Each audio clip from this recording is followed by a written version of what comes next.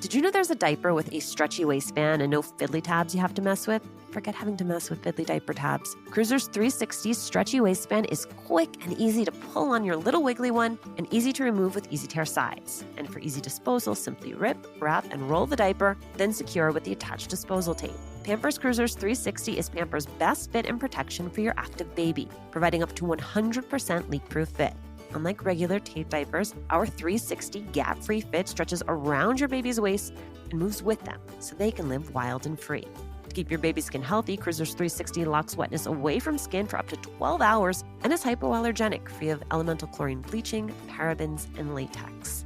I just love how easy they are to get on and off, especially if you're like me and you're on the go and you're changing diapers in a lot of different locations. It is nice to have the ease of Pampers Cruisers 360. From Pampers, the #1 pediatrician recommended brand. Download the Pampers Club app today to start earning rewards with every diaper and wipes purchase.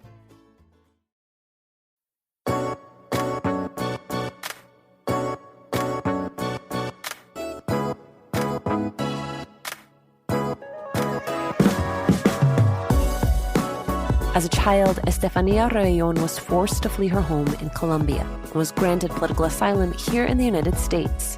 As you can imagine, that experience caused Estefanía lasting pain and trauma, and so when she saw migrant children arriving at the U.S.-Mexico border, she knew she needed to do something to help. The result: the Yes We Can World Foundation, a nonprofit that created and operates the Yes We Can Mobile Schools program, the first full-time bilingual education program for migrant children at the U.S.-Mexico border.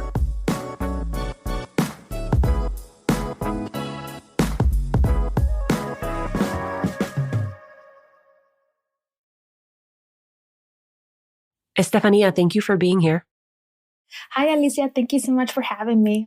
Estefanía, I want to talk about all the work you're doing, but I feel like we can't talk about the work that you are doing without talking about the personal experiences you've had that have really led you to this theory of change. So I want you to take me back. What is it you remember about growing up in Colombia? I moved here when I was 10. So for me, it was a very hard experience to have to leave my home and be forced out, because that's essentially what happened. My dad, his life was threatened, unfortunately. And within 2 weeks, our lives completely changed. I remember being in school. I used to go to an all-girls Catholic school. And it was really small. So it was literally my family. I grew up with those girls since I was 5. And when this happened, my world got destroyed. So I remember being there the last day of school, getting called to the office. It was a weekday. And I was like, what's going on? And my dad was standing next to the principal and they said, we have to go. And I was like, what do you mean we have to go? Like, I have a test. Like, I can't go. And the next day, my family, my dad and my little brother and I went into hiding. So we went into a family's house in the country for about 2 weeks. And while we were there, my sister and my mom actually sold all of our belongings. And when we came back, we literally went to my grandma's house. There were 5 duffel bags with our clothes in there, and we were gone. The next day we were at the airport, and I literally remember seeing, like in the movies when you say a goodbye, my whole entire extended family, my grandparents, my aunts, my cousins, everyone saying goodbye. And that was the last time I saw them. And now it's been 20 years. This year is our 20th year anniversary of my family leaving Colombia. What did your dad do that you were subject to those threats? Did you have a sense before that moment that there was potentially danger? And to what extent did your parents share with you what was happening in real time? And then to what degree did you really learn about it later? My dad was a lawyer. Both of my parents are lawyers. My dad was also a university professor. He taught international law. And his first dream was to be an astronaut. So he was very involved with astronomy in Cali, founded, an astronomy team and represented Colombia in different NASA conventions around the world. So he was kind of a public figure. He was well known and a community leader, I would say. I don't personally know why my dad was targeted. The story is that at that time, so this is the early 2000s, after the fall of the cartels from the 90s, the Cali cartel especially, and the FARC, sort of their main source of income and business, which were the cartels, was kind of falling. So then they opted to kidnap people for ransom, whether it was a wealthy family or a political figure or sort of anyone in the community that stood out. They were targeting those people to then kidnap them and ask for ransom. So that's sort of the common knowledge that I have of the situation. I'm not sure if it's the full story. In my family, we are one of those families that don't really talk about problems, and we know they're there, but we quickly move on because it's painful to confront those feelings. And to this date, I haven't really spoken to my parents about what happened. So there's a lot to unpack within our family and our story. And I think to this date, it's still affecting me because it's a lot of confusion, a lot of unanswered questions. And having to experience this as a child and then a teenager and now an adult, being able to process all of that trauma, which is what it is still something that I'm trying to go through. I appreciate you sharing all of that. And we will talk about how that trauma and that pain has really informed your sense of empathy for other young people who find themselves displaced for whatever reason. What then was it like 10 years old landing in Miami, Florida? Oh my gosh, I always feel that it was sort of an alien experience. So for me, going back to coming from an all-girls private Catholic school, just even the clash of being in a school with boys was a big issue because I came to 6th grade. So, girls here are starting to, develop and get into, boyfriends and middle school and all of these concepts. And here I was coming in with my skirt up to my knees, my 2-finger distance from my socks, my rolling backpack, which was not cool at the school I was going to, and arriving at a school. And my teacher, Ms. Robinson, was this beautiful African-American teacher who was so funny, and she had a huge laugh. And I remember being in her classroom, and it was the first time my name was pronounced wrong. My name is pronounced Estefanía, but in America, people usually say Estefania because it's spelled with an F. And I didn't get it. And I was like, then they told me, no, she's talking to you. And these are all who would become my friends, who were Cuban Americans who knew that I didn't understand English. So they were like, no, it's you. You need to go right now. There was a special bill that rang for ESOL students, which are immigrant students that go to a separate classroom. So that rang. And then I left and I was like, okay, where do I go now? It was a complete loss. And I remember coming home that day crying. And I was like, Mom, I can't go back to school. I need to have the backpack everybody has. I can't wear these long socks. I need to have the tiny socks that go to your ankles. And it was chaos for me. So it took me a long time I remember in my teenage years, always denouncing, I think is the word, saying oh, you're American. And I used to be really angry about it. And I would say, no, I'm Colombian. I'm just here for a while. And I even had the thought, I'm only going to date Colombian boys. It was this whole identity crisis I was having very young until, I got older. And now I understand and I appreciate the journey my parents took. And I can now say, I'm equally American and equally Colombian because of my life experience. Did you know there's a diaper with a stretchy waistband and no fiddly tabs you gotta mess with? Forget having to mess with fiddly diaper tabs. Cruiser's 360 stretchy waistband is quick and easy to pull on your little wiggly one and easy to remove with easy tear sides. And for easy disposal, simply rip, wrap, and roll the diaper, then secure with the attached disposal tape. Pampers Cruisers 360 is Pampers' best fit and protection for your active baby, providing up to 100% leak-proof fit. Unlike regular tape diapers, our 360 gap-free fit stretches around your baby's waist and moves with them, so they can live wild and free. To keep your baby's skin healthy, Cruisers 360 locks wetness away from skin for up to 12 hours, and it's hypoallergenic, free of elemental fluorine bleaching, parabens, and latex. This is a busy time of year. School is back in full swing. That's why my on-the-go bag always has a reliable, easy-to-use Pampers Cruisers 360. From Pampers, the #1 pediatrician recommended brand. Download the Pampers Club app today to start earning rewards with every diaper and wipes purchase.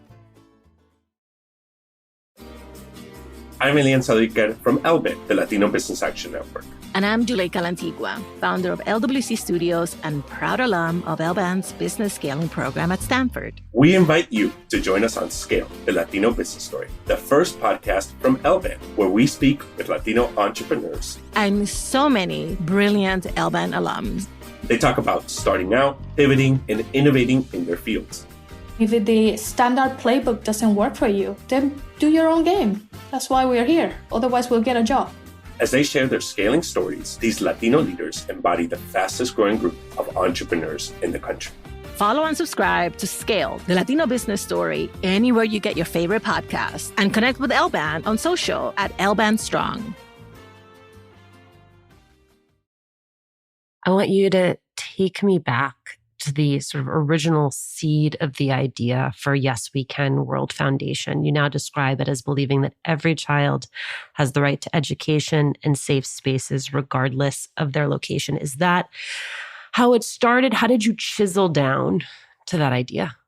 So initially, Yes We Can started with a volunteer trip. I went down to the border. I now live in Los Angeles, so I'm only 2 hours away from the U.S.-Mexico border that borders San Diego and Tijuana.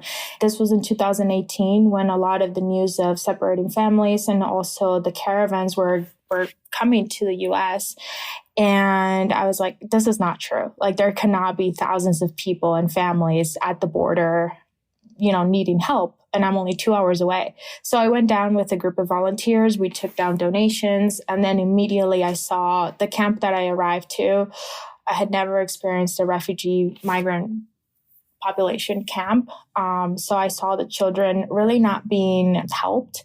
A lot of kids were walking around without shoes, were being unattended. Also, there was no space for them to go to that they could just hang out. Even coloring was an activity that I thought would help. And then it developed into a full-time curriculum, which is what we do now. But that was the seed, knowing that those kids were me when I was 10. So I immediately connected with the kids and I thought, oh my gosh, like I had the privilege and the blessing to get to Miami to go into a full, school system and be welcomed and have someone to help us. These kids have nobody to help them. So we came back to LA and my boyfriend, Kyle, I told him, we have to go back. Like, I cannot, having seen this, I can't not do anything. And that's how it started. So we did a pilot program and then decided to do a foundation. But for us, becoming a nonprofit, which is what we do now, was a complete accident. Because we had people that wanted to donate and wanted to kind of know where this was going, even though we didn't know where it was going. And the concept of Yes We Can as the name of our nonprofit is because when we started developing this project, obviously we started running into obstacles. And I was like, okay, but we have to do it. Like, it's not that we're not going to do it. We have to do it. So that's why we named it Yes We Can, because we started receiving sort of no's. As far, not receiving no's, but facing the challenge of fundraising. So we just took on that motto of Yes We Can and being positive. And that's what's gotten us here today, 3 years later. It's interesting when you talk about displaced children and education. I think it's really easy to process that as what it means for that child, what it means for that family, which is critical and important. And I believe in that on its face. I also think, though, you layer in this question of what happens to a society when you have an entire generation of young people who don't have a third, a fourth, a fifth grade education or have experienced a big gap in education. So a few years ago, I did a project where we traveled to Rwanda. We traveled to Jordan, to one of the Syrian refugee camps, and to El Salvador. Because, some of these migrants will come and they will stay and they will be folded into the fabric of American society. And it's critical then that they have not experienced gaps in their education. But if we're also talking about rebuilding Honduras, rebuilding El Salvador, then you need to have a generation of young people who are able to bring those skills to that place if you ever want that place to have a chance at becoming stable and where you no longer have the push factors that lead so many of these migrant families to come to the United States in the first place. There is a macro argument for the work that you are doing. Exactly. And for us also, once we started working with the kids, we quickly realized that as soon as around 10, 11, 12 years old, there are conversations of stopping school because you need to work, because you need to help. You need to provide for the family. And if you're 10, 11, or 12, you don't have that option to have a different type of life because now you're going into the cycle that your parents and your grandparents have been under because of the circumstances. And in regards to the macro level, 100%. I mean, the investments that need to be done in these countries are massive, but they need to be done with local partners. To some extent, the government officials, it's very difficult because it's going to take a long time. And it's also not going to be, I think, the funds are not going to be used as they would if it was with the local partner. And I really do think that investing in local organizations and partners are what's going to make a difference in these countries, to be able to go one by one. And, even our teachers, sometimes when our kids don't show up because they might be sick or they might be having an issue at home, our teachers literally go knock on their doors. We work in a shelter where there's little houses, and sometimes a kid won't show up, and we'll go see why they're not coming. And then we find out, okay, maybe they were sick, or maybe we had another experience where a little boy didn't want to come to class because there were holes in his shoes and he was embarrassed. And we were like, okay, well, immediately go get a new pair of shoes. That cannot be the obstacle from a kid not coming into our classrooms. And that work is done because we're so close to these families and we're so local and on the ground. I think we're all working towards a big picture in different ways. So it can all coexist, but definitely working locally is the most effective. Given the journey that you have been on, I wonder then what it meant to you when you were recognized with the Outstanding American by Choice Award. That's an award that the United States Citizenship and Immigration Services render. You're the first Colombian woman to receive that award. What did it mean to you to become a citizen? What did it mean to you then to be recognized with that award? Oh my gosh. I think becoming a citizen, especially for my dad, who's a lawyer, who always does things right. I mean, I think he's gotten one ticket in his life in this country because he's so by the book. So that was a very, exciting journey for our whole family because it meant for us that we were finally officially part of America, and this was going to be our second home. When you're a resident, you're still kind of wondering, is this it? Should I go back? But when you become a citizen, it's sort of like the country has really taken you in and you have all this other possibilities now. And you're really starting to think about, the time that's coming, such as starting a family and all of those things. But I think for me personally, this award, this recognition really validated my family's journey, really validated my parents' sacrifice. I think as a kid and as a teenager, I didn't really understand why this had happened to our life. And I was very angry about it. It felt really unfair that it had happened to us because I had a great life, And I think this award really validated the experience for us, and to be able to show that this country and the possibility to seek asylum and be granted asylum is a huge blessing. It's literally for us saved our lives and allowed us to have a different type of life in this country. Yeah, it was very surreal to receive this recognition. I like to think of you, Estefanía, as this being your act one. And I love that you are so young that, even as I'm saying it's your act two is beginning very early in your life, which is you want to act, you want to host, you want to do this whole different universe of work. What is that going to look like? What is drawing you to this new calling? Oh my gosh. So I actually started pursuing an acting career in Miami and moved to LA to pursue this acting career and hosting. I think that my life, even though these are turns that I haven't really been like looking for, have happened for a major reason. And now I'm able to share with you and with anyone I meet that there is this grand need for help. And that once I have those opportunities, that I'm going to be able to provide that perspective. I love what our Latina community is doing, what America Ferrera is doing, what Eva Longoria is doing, Gloria Calderon, like this whole community of really, empowering Latinas who are knocking on doors every single time and trying out projects and supporting different stories. I hope to one day have that opportunity to be part of that circle of Latinas who are changing the storyline for us. What did I miss? I think something that I would love to share with anyone listening is that we can all make a difference, and that it just really takes one step to take action, that we shouldn't focus on all the hows, because that will come. As long as you, I guess, have the will to do something, you should really pursue it, because it's just like your instinct. If something is calling your name, then it's definitely something you should be doing.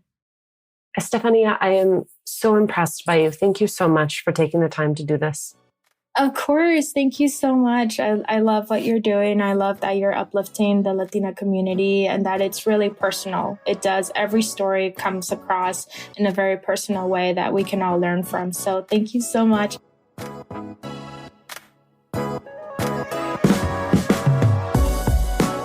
Thank you, as always, for listening.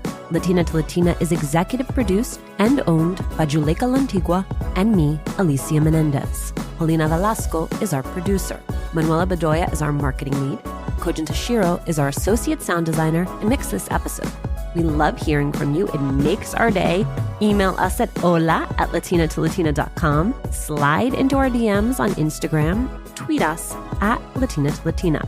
Check out our merchandise that is on our website, latinatolatina.com/shop. And remember, please subscribe or follow us on Apple Podcasts, Google Podcasts, Good Pods, wherever you are listening right now. Every time you share this podcast, every time you share an episode, every time you leave a review, it helps us to grow as a community.